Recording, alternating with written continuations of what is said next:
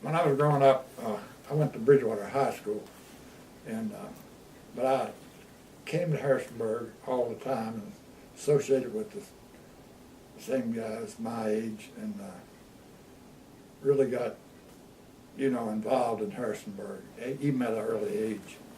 And so many of those guys, we are still friends. Yeah.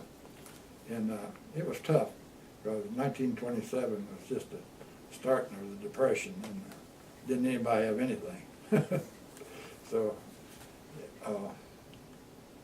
we survived pretty well. We didn't get incarcerated or anything. But we had a great downtown Harrisonburg. On Friday and Saturday nights, you had to get out in the street and walk. You couldn't walk up and down. It was that crowded. And on Monday nights, when I was a teenager, all the girls from Madison College always went to the movies on Monday night. And all of us guys would stand outside and try to find the best looking one and try to take her back to Madison College. Sometimes we had success, sometimes we didn't, but we had a lot of things going on downtown. We really did. We had, I don't know, it was a close-knit, it was a really close-knit. Everybody seemed to get along well. So in '45, I was drafted into the Navy in World War II. And I was in there then when I got discharged. I went to Catawba College in Salisbury, North Carolina, and graduated from Catawba. When I got here in 1954, there wasn't much for kids to do. And the only thing we had then was the stadium, the old stadium, Memorial Stadium, the National Guard Armory, and a place down on East Market Street, up over George's Restaurant. That was called our teen center. But then we went on and developed everything else, got things going. I found out it was open, so I applied for the job, and sure enough, they called me up and said, "It's yours." And so we started out in 1954 in Harrisonburg. As well as I remember, there wasn't a lot of controversy because there were so many houses in the Northeast that was not owned by the people living in them. They were owned by people who owned a lot of houses. And many of those houses I've been in had dirt floors. And so that was way back then. And but then they had small houses, some of them, nice houses, but they were just had to be taken down because of the urban renewal.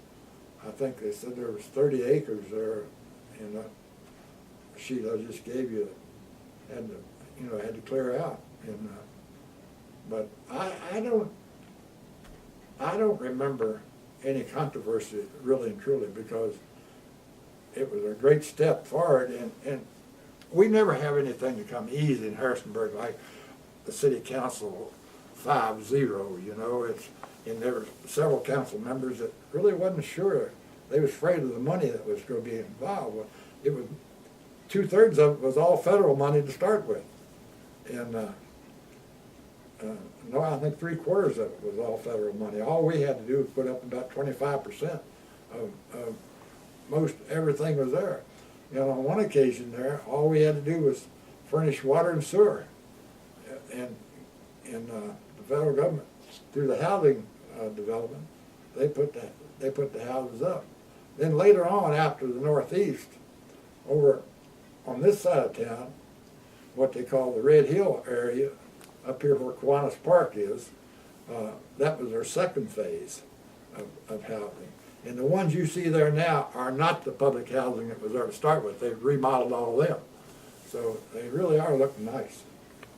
And we provided everything we could for the African Americans. Matter of fact, we built a swimming pool for them. They never had a place to go swimming. And we built a swimming pool called Harris Pool. And but then after segregation came along, we didn't have any problem. We put them in all of our programs that we had, and I have some of my truest friends today are in Northeast Harrisonburg.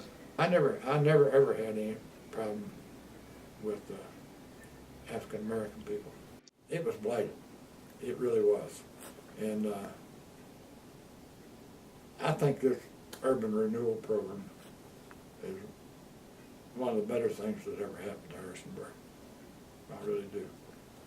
And because it just gave people a new life, and but some of those houses were in really bad shape.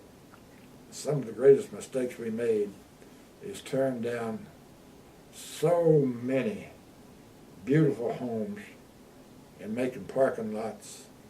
And one of the greatest tragedies we've ever made was when we tore down the Virginia Theater, which housed the arcade underneath of it, which was bowling alleys and beer tables and soda fountains and restaurants. But the Virginia Theater was a class act by itself. Huge, nice, big theater. We tore it down, made a parking lot. I think Harrisonburg will always be the hub of the Shenandoah Valley. What Harrisonburg needs is a marketing director that would promote Harrisonburg. You can take Stanton, Lexington, Newmarket, Winchester. They're promoted in all the magazines and all the stops up and down the interstate. You never see anything about Harrisonburg. We need a marketing director who can work, and get Harrisonburg where people would come here.